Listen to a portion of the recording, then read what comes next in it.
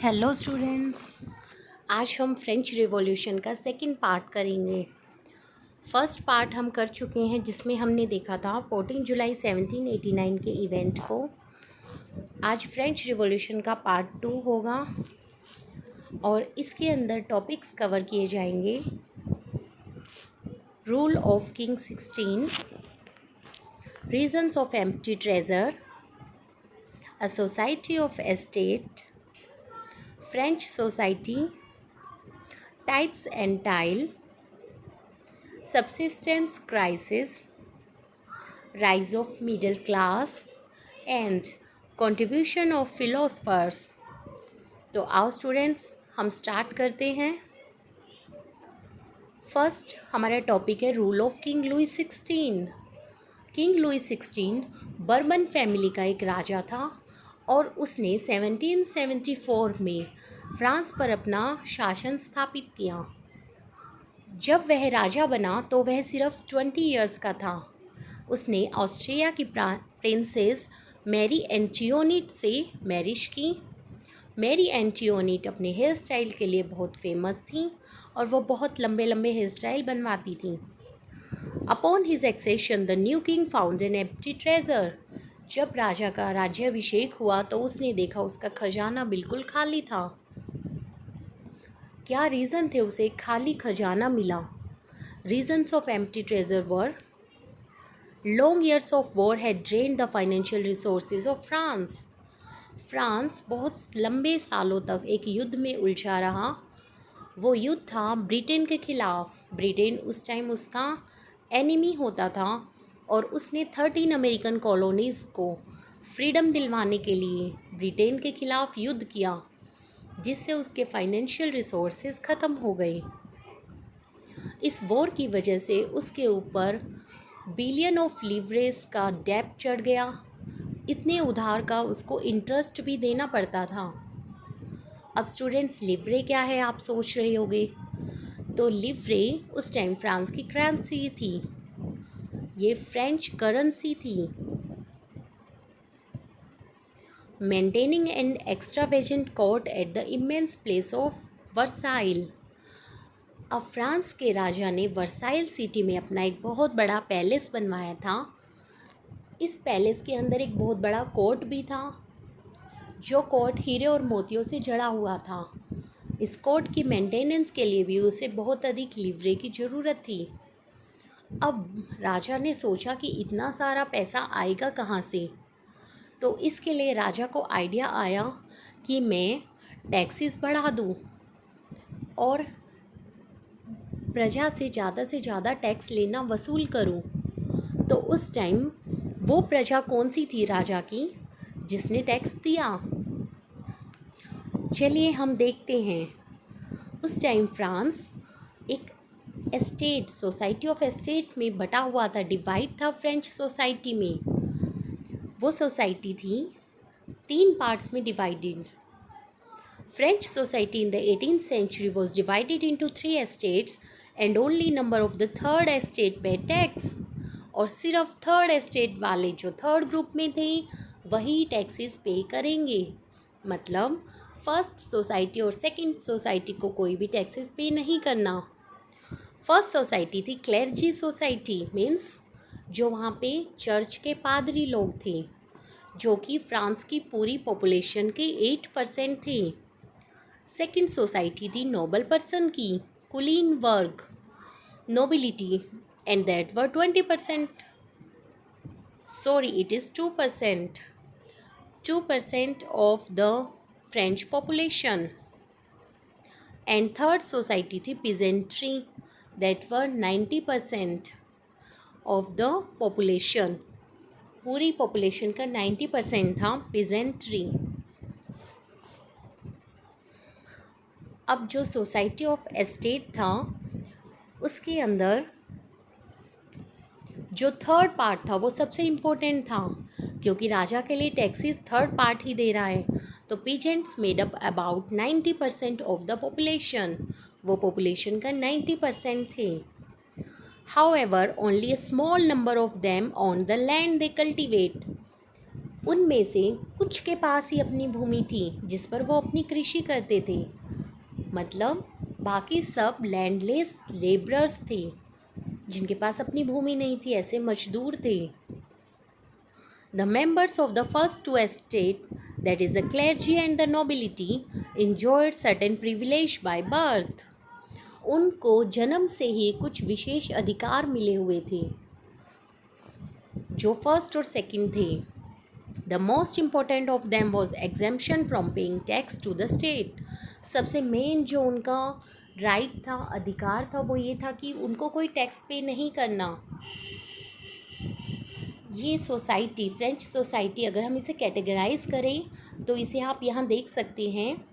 French society, first estate clergy, second nobility, third estate के अंदर भी 3 पार्ट थे। 3 पार्ट में हम उसे डिवाइड कर सकते हैं। थर्ड एस्टेट में फर्स्ट पार्ट में जो मिडिल क्लास लोग थे, big businessman, merchant, court official, lawyers.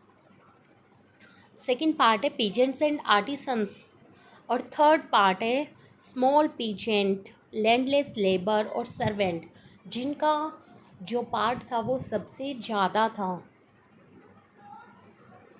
Next है टाइप्स एंड टाइल। अब टाइप्स एंड टाइल क्या था? The church too extracted its share of taxes called tithes from the peasant. अब जो चर्च थी, जो फर्स्ट कैटेगरी के लोग थे, उनको भी ये पावर दे दी गई कि वो चाहें तो इस थर्ड एस्टेट से टैक्स वसूल सकते हैं, और वो वसूलते थे। जो टैक्स थर्ड एस्टेट से क्लर्जी लोग लेते थे, जो पादरी लोग लेते थे, उसे टाइप्स बोला जाता था। All member of the third estate had to pay taxes to the state. उनको टैक्स पे करना पड़ता था। इसके अलावा एक डायरेक्ट टैक्स था कॉल्ड टाइल, जो उन्हें देना होता था, and a number of indirect taxes which were levied on articles of everyday consumption like salt और टबैको। इसके अलावा टाइल तो एक डायरेक्ट टैक्स था जो उन्हें राजा को देना है, उसके अलावा भी बहुत सारे इनडायरेक्ट टैक्सेस थे जो उनकी डेली कमोडिटीज़ पर लगे हुए थे, जो उन्हें पे करना ज़रूरी था। The burden of financing activities of the state through taxes was borne by the third estate alone.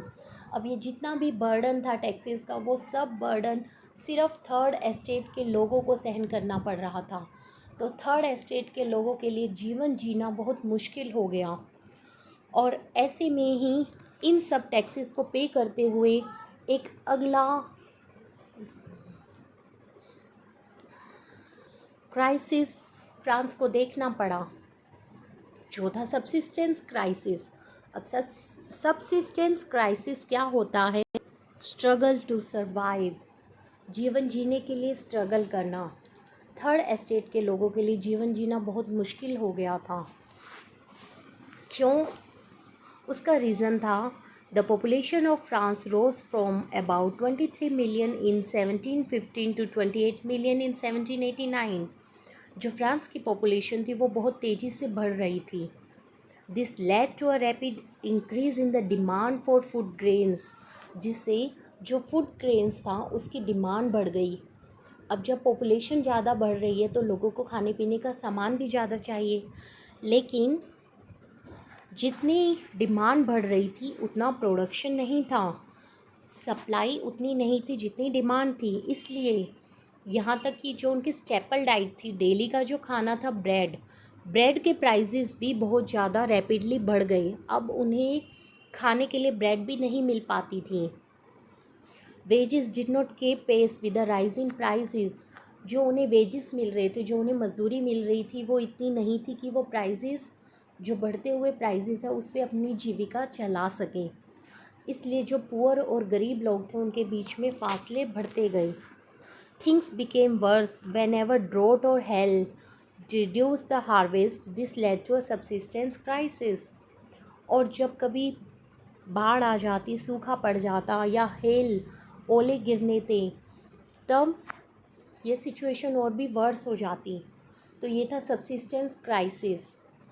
अब इस सबसिस्टेंस क्राइसिस के बीच में राइज ऑफ मिडिल क्लास हुआ, मतलब मिडिल क्लास के जो लोग थे वो आगे आए। मिडिल क्लास के अंदर लॉयर, डॉक्टर, नर्स, इन लोगों ने बोला कि हम फाइट करेंगे इक्वालिटी के लिए। They believe in education and new ideas, they supporter of equality and freedom. वो न्यू आइडियाज़ में बिलीव करते थे, एजुकेशन में बिलीव करते थे और इक्वालिटी और फ्रीडम चाहते थे। No group in society should be privileged by birth. उनका मानना था कि किसी भी सोसाइटी को जन्म से ही कोई सुविधा नहीं मिल सकती। These ideas based on freedom and equal laws and opportunities for all were put forward by philosophers। अब उन्हीं के इन आइडियाज़ से, फ्रीडम और इक्वालिटी के आइडियाज़ से कुछ फ़िलोसफ़र भी सामने आए और उन फ़िलोसफ़र्स ने भी उनकी आवाज़ को उठाया, जिसमें जॉन लॉक और रूसो भी थे। अब इन फ़िलोसफ़र्स का बहुत बड़ा कंट्रीब्यूशन रहा फ्रेंच सोसाइटी के लिए। ये कंट्रीब्यूशन किया फ़िलोसफ़र्स। नंबर 1 जॉन लॉक ने, उन्होंने अपनी बुक में फ्रेंच लिबर्टी के लिए लिखा 2 ट्रीटाइज ऑफ गवर्नमेंट, ये उनकी बुक का नाम था, जिसमें उन्होंने बताया कि इक्वालिटी होनी चाहिए। जो भी परमात्मा ने दिया है हम उसकी दैवीय शक्ति को खंडित नहीं कर सकते, हम उसे मना नहीं कर सकते, हमें हमारे अधिकार मिलने चाहिए। इसी के साथ रूसो, जिसने इस आइडिया को और आगे फॉरवर्ड किया और उन्होंने गवर्नमेंट को एक बेस दिया सोशल कॉन्ट्रैक्ट का, कि पीपल और उसके जो रिप्रेजेंटेटिव्स हैं उनमें एक सोशल कॉन्ट्रैक्ट होता है, और ये उन्होंने अपनी बुक के माध्यम से बताया। रूसो की बुक का नाम था द सोशल कॉन्ट्रैक्ट। इसके बाद थर्ड फिलोसफर थे मॉन्टेस्क्यू। मॉन्टेस्क्यू ने अपनी एक बुक लिखी the spirit of the laws, जिसमें उन्होंने प्रपोज किया कि पावर को डिवाइड कर देना चाहिए। जितनी भी गवर्नमेंट की पावर है वो लेजिस्लेटिव, एग्जीक्यूटिव और जुडिशरी में डिवाइड होनी चाहिए। तो इन फिलोसफर्स को सिर्फ एक ही मोटिव था कि कैसे हम फ्रांस में लिबर्टी और इक्वालिटी लाएं, और इसके लिए उन्होंने बहुत प्रयास किए। ये सभी कारण थे स्टूडेंट्स जिससे फ्रेंच रिवॉल्यूशन शुरू हुआ। तो ये टॉपिक यहीं ख़त्म होता है, इससे आगे टॉपिक हम अगली वीडियो में करेंगे। Thank you. और अगर आपको ये वीडियो अच्छा लगा तो आप इसे लाइक कीजिए, शेयर कीजिए और सब्सक्राइब करना ना भूलें। सब्सक्राइब करने से आपको सारी वीडियोस एक साथ मिल जाएंगी, जिससे आपको आगे के लिए प्रॉब्लम नहीं होगी। Thank you.